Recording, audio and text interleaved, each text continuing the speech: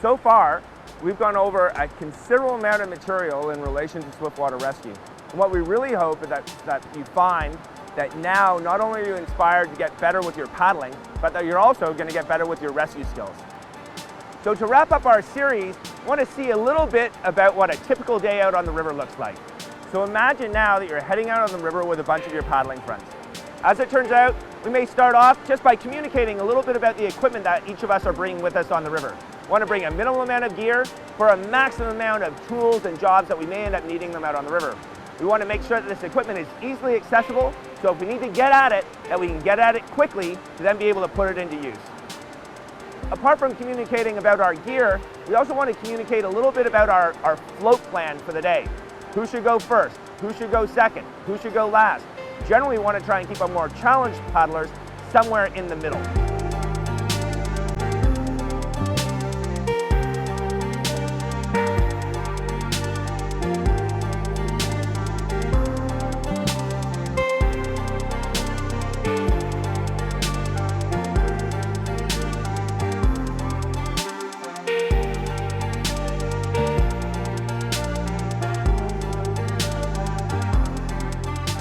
As it turns out, not all situations are perfect. We have one of our more challenged paddlers who ends up falling behind and getting stuck in a hole.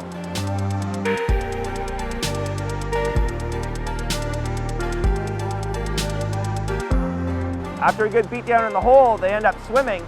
And again, we really want to emphasize that if you're out of your boat, you really need to swim aggressively to try and be an active part in your own self-rescue. If you don't swim aggressively enough, or if you try to stand up when it's either too fast or still too deep, you could in fact get your foot stuck. No! My foot! I can't get out! Something's wrong! In the event that that happens, your teammates really need to be looking after you. They need to be able to get out of their boat. And just like any type of athletic event, they need to get their stuff, they need to run up to the rescue site. We also want to have downstream safety and eventually someone take over as the leadership and management of the group.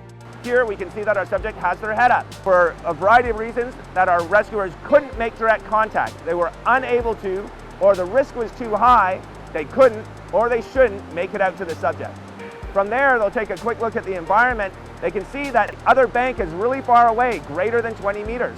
But because our subject is within 10 meters, they're able to use a rescue technique, a rope trick called an ET3. Once they've tossed this loop over top of their subject, cross their lines, pull to pop him out, plunge him into shore. As it turns out, our subject's good. He's in good shape.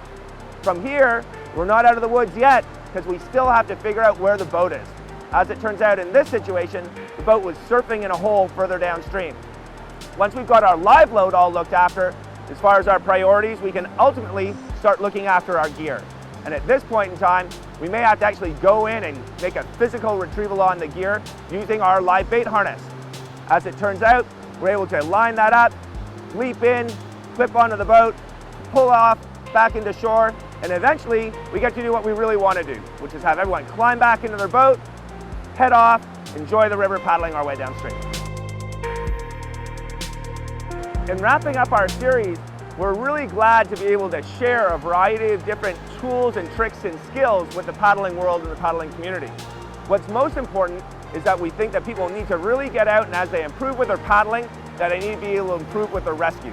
So apart from just watching these videos, it's time to get out, get some training, get some practice, and go give her on the river.